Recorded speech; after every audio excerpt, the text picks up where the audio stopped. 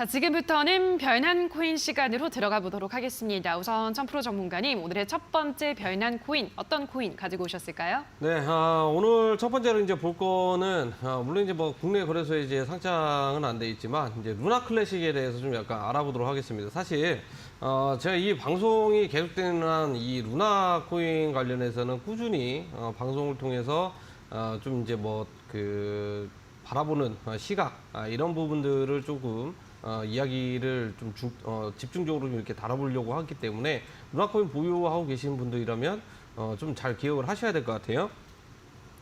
자, 일단 루나 클래식 같은 경우에는 이제 테라 레버스 쪽에서 이제 프로젝트가 또 하나 통과가 됐습니다. 바로 이제 이 세금 소각 관련해 가지고 통과가 됐는데 0.2%에 대한 이제 소각 이 부분은 이제 뭐 후원을 한다 이런 취지인데.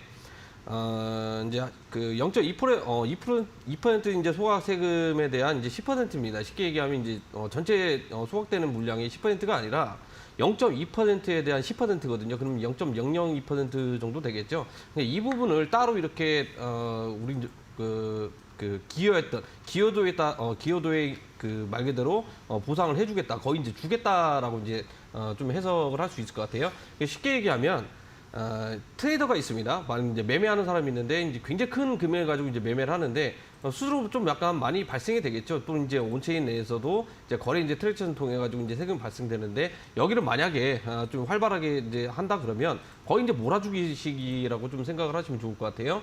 그렇기 때문에 이제 이게 거의 이제 80%에 이제 육박할 정도로 만장일치로 이제 뭐 통과가 됐는데 사실 뭐 이건 그렇게 이제 크게 뭐 문제가 되는 건 아닙니다. 왜냐하면 극히 이제 뭐 소량이고 이게 과연 좀 이제 그 소각된 물량에 또는 이제 뭐 기여도에 따라서 이제 뭐 제공을 한다고 한들 이게 좀 약간 살아날 것이냐, 이게 이제 가장 중점적인 부분인데 지금 루나 클래식 관련된 스테이킹 이자율이 지금 현재 굉장히 높은데도 불구하고 사람들이 투자자들이 이제 스테이킹을 좀 잘 안 하는 경우가 좀 많이 있습니다. 왜냐, 생각만큼 이 소각량도 이제 그렇게 이제 크게 많이 발생이 되고 있거나 이제 그런지는 않는데 전체 총량을 보았을 때는 계속해서 꾸준히 소각이 되고 있는 그런 상황이죠. 또 이제 뭐 바이낸스 거래소에서 하필 이제 왜 이제 루나 클래식을 계속해서 이제 살려두고 있으면서 진행을 하고 있느냐, 왜 거래를 시키고 있느냐라고 또 이제 좀 의구심이 들긴 하는데 결국에는 그거 하나입니다. 살려는 이유는 변동성을 이제 좀 만들기 위해서 지금 바이낸스 거래소에서도 이제 그 거래되는 이 세금에 대해서 무조건적으로 이제 뭐 소각을 하겠다 이렇게 이제 진행이 되면서 지난달에 엄청나게 한번 그게 이제 저점을 찍고 이제 반등을 줬었죠. 그러고 나서 이제 계속적으로 지금 고점이 낮아지면서 거래량이 지금 현재 줄어들고 있습니다. 거래량 줄어들고 있다는 것은 그 이제 한 달 정도 이제 된 것 같아요. 거래량이 줄고 있다는 것은 사람들 실상 투자자들이 매매를 안 하고 있다는 거거든요. 그래서 이 텍스 관련해 가지고 이제 번텍스 관련해 가지고 통과가 됐다고 한들 이게 이제 변동성이 살아 움직여야 되는데 이 움직임이 많이 안 나온다라는 거예요. 그렇기 때문에 지금 이제 앞에서도 방송 초반에 이제 이야기했듯이 지금은 현물 시장이라든지 모든 건 다 이제 비슷합니다. 지금 이제 적극적으로 신규 유입이라든지 또는 변동성이 없기 때문에 매매를 적극적으로 안 한다라는 거예요. 그렇기 때문에 오히려 이제 매매가 들어온다, 매매를 했다, 내가 코인을 샀는데 그럼 가격적인 부분들은 어느 정도 이제 올라주거나 그래야 되는데 사는 사람이 없으니까 가격이 고점이 계속해서 낮아지고 있는 그런 시점이라고 이제 보시면 좋을 것 같습니다. 지금 국내 거래소는 상장이 안 돼 있기 때문에 해외 거래소 기반으로 한번 기술적 흐름을 살펴보게 되면은요, 이게 이제 지난달이었죠. 이제 바이낸스 이제 이제 호재가 나오면서 이제 크게 한번 이제 급등이 나와줬었는데 그 위에 이제 단기적으로 이제 고점 두 번 한번 돌파 시도 실패하고 계속해서 이제 낮아지고 있는 그런 상황입니다. 근데 중요한 것은 거래량도 지금 현재 많이 없는 상태죠. 거래량이 없다라는 것은 결국에는 사람들이 적극적으로 매매를 안 하고 있다, 이렇게 이제 보시면 좋을 것 같아요. 그러면 가격이 만약에 이 상황에서 전저점 구간까지 만약에 내려오게 된다면 어떤 상황이 나오겠습니까? 그러면 이것도 틀렸구나 하면서 이제 실망 매물이라든지 또는 이제 파생 선물 시장에서 이때다 하고 공매도 치면서 가격적인 부분들이 저점 갱신할 가능성이 굉장히 높아지겠죠. 그걸 이제 단적인 예로 이제 들 수 있는 게 뭐냐면 이때 지금 많이 유입이 들어왔을 겁니다. 이제 호재가 터졌기 때문에. 그래도 이제 여기 들어와 가지고 이제 버티고 있고 이제 홀딩하고 있는 투자자분들이 이제 굉장히 많이 있는데 여기에서 어떻게 돼요? 이 정도는 참을 수 있는데 좀 더 이제 내려가게 되면 어떻게 됩니까? 이제 뭐 내가 이제 뭐 손절했던 가격선 이제 저점 이탈하면 이제 뭐 손절선 뭐 잡아놓은 투자분도 이제 대거 많이 있을 거고 이 구간에 이제 심리적인 가격대가 지금 현재 위치가 돼 있죠. 저점 구간에 공매도 포지션을 이용을 해가지고 만약에 저 물량대 매물대를 만약에 흡수를 하고 뚫어낸다고 하면은요 하락 가속화가 일어날 가능성이 있다라는 거거든요. 요즘 시장이랑 좀 약간 비슷하게 지금 따라 움직이고 있는 그런 상황이죠. 비트코인들도 마찬가지입니다. 지금 고점들이 계속해서 좀 천천히 내려가고 있는 그런 상황이기 때문에 루나 클래식 같은 경우에는 이 구간에서 밑꼬리가 길게 달리든 어쨌든 간에 실망 매물 또는 일시적으로 한번 그 하락세가 연출이 될 가능성이 굉장히 높은 상태다. 저 같으면 차라리 해외거래에서 공매도 치는 것도 방법일 수 있겠지만 저점 갱신하고 나서 저점 갱신하고 나면은요 물량이 이제 소화가 되기 때문에 호가장이 좀 약간 얇아집니다. 그러면 변동성이 만들어지기 때문에 오히려 밑꼬리 좀 약간 달릴 때쯤에 좀 약간 매수를 좀 진행을 해보는 것도 나쁘지 않다라고 좀 생각이 들거든요.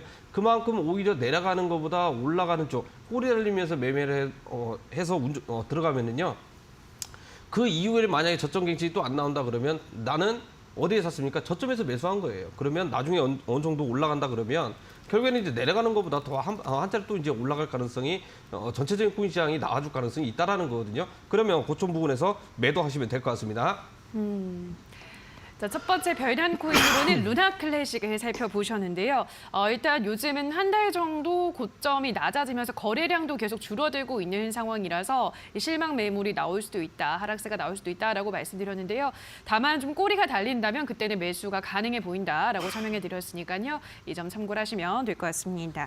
자, 그럼 이어서 이번에는 이프 전문가가 꼽은 별난 코인 확인을 해볼게요. 전문가님 어떤 코인일까요? 네, 이번 한 주 이 코인으로 인해서 아마 많은 분들이 애가 타셨을 거라고 생각을 합니다.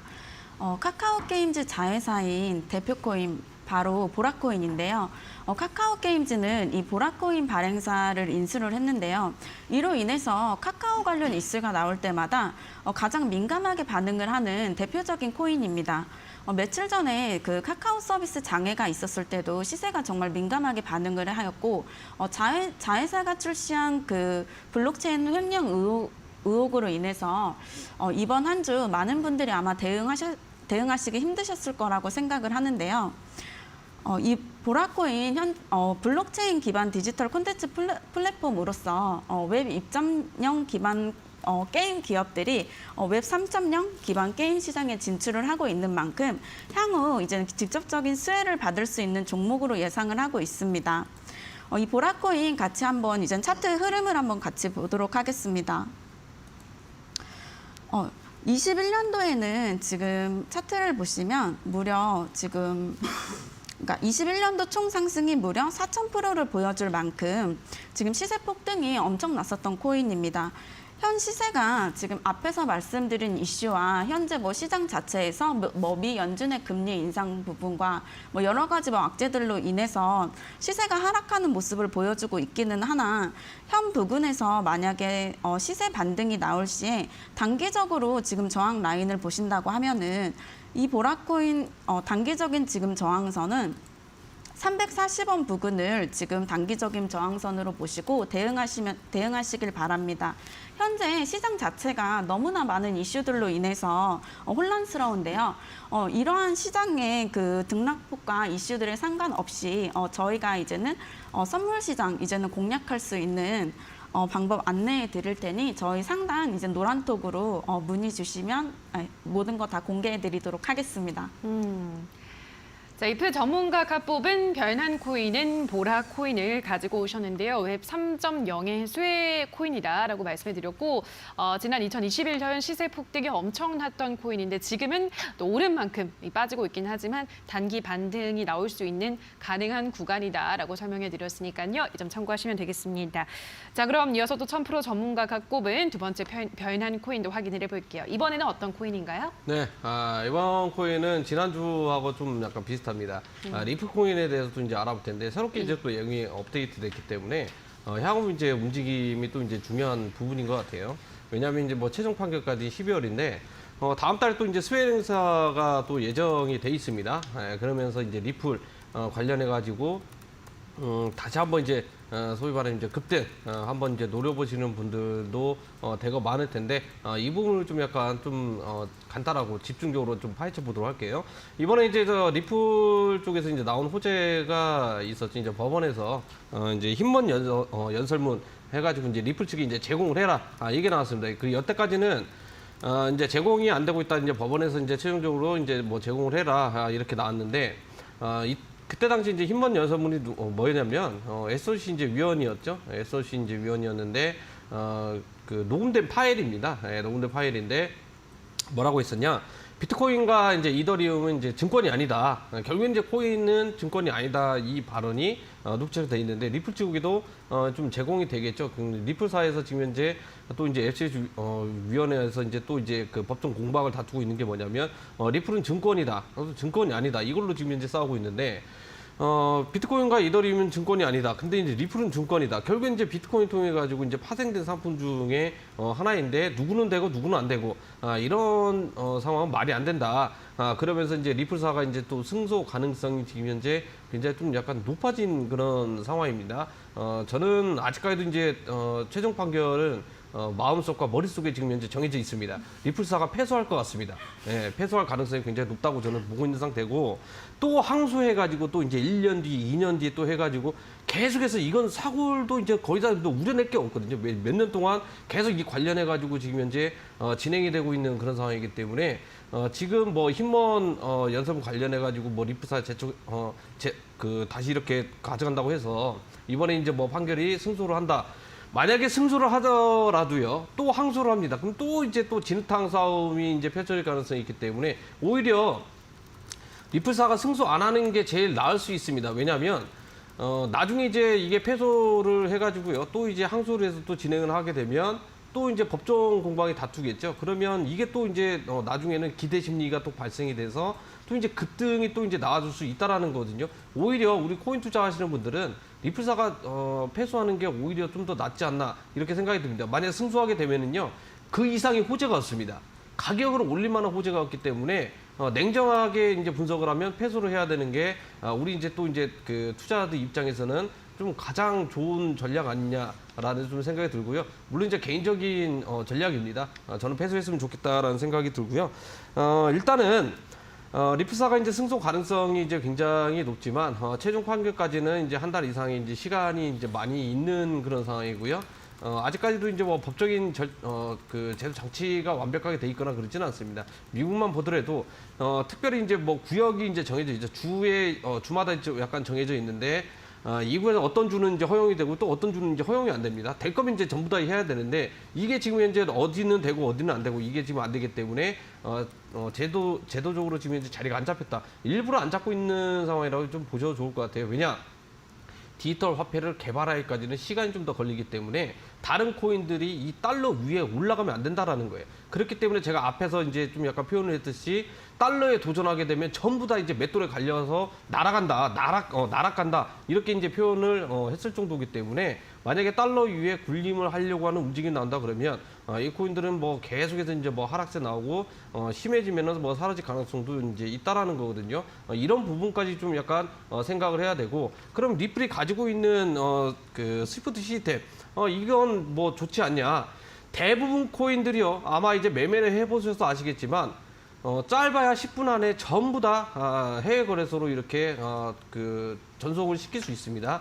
길게 가면은 뭐 1시간, 비트코인 같은 경우는 뭐 하루도 넘어가겠죠. 트랜잭션이 몰린다 그러면은요. 그런데 이제 대부분 다 10분 안쪽으로 이렇게 옮길 수 있기 때문에 리플사에서 이제 개발하고 있다고 해가지고 뭐 특별한 기술이 좀 들어가 있기는 하지만 이게 과연 뭐 정말 뭐 희소성이 있느냐, 희귀성이 있느냐, 대단한 기술이냐 이거에 대해서 좀 약간 생각을 해볼 필요가 있다라는 거거든요. 오히려 요즘 투자자분들은 어떠냐? 저 또한 마찬가지예요. 어차피 속도는 비슷합니다. 수수료가 적게 드는 코인들 위주로 좀 이렇게 해외 거래소로 좀 약간 좀 옮기는 그런 지금 현재 트렌드이기 때문에 이 부분 좀 약간 체크를 하셔야 될 것 같아요. 기술적인 흐름을 한번 보도록 할게요. 리플 같은 경우에 지금 현재 단기적으로 이제 고점을 찍고 나서 더블탑 구간이죠. 쌍고점 만들고 나서 가격적인 부분들이 지금 현재 계속해서 내려가고 있습니다. 아직까지는 고점 부근의 박스권이 지금 현재 형성이 돼 있는 그런 상황이고요. 고점에서 이제 수렴을 하고 있고 거래가 지금 현재 많이 줄어들고 있는 상태죠. 전부 다 코인들 보면 대부분 다 이런 비슷한 상황입니다. 왜냐?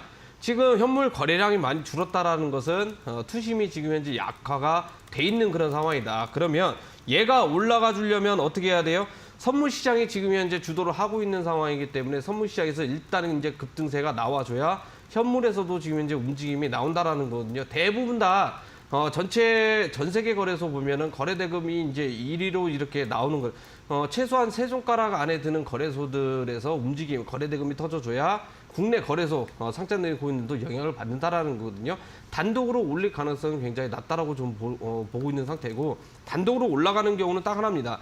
소위 말하면 해외 대비했을 때 국내 거래소 코인이 프리미엄이 잔뜩 끼었을 때 최소한 2% 3% 끼었을 때 오히려 급등세가 이제 나올 가능성이 있다라는 거거든요. 해외 상장 똑같이 돼 있는데 해외는 멀쩡한데 왜 우리나라 국내 거래소만 이렇게 엄청나게 이제 급등량이 이렇게 유발되고 있느냐? 프리미엄 때문에 해외에서 싸게 사서 국내로 들어와서 환차익을 노리는 그런 전략이라고 이제 보시면 좋을 것 같아요. 고점 부분이 계속해서 낮아지고 있는 상황이기 때문에 이 구간도 마찬가지입니다. 투심이 살아나지 않는 이상 고점 부분은 계속해서 내려올 가능성이 굉장히 높은 상태고요.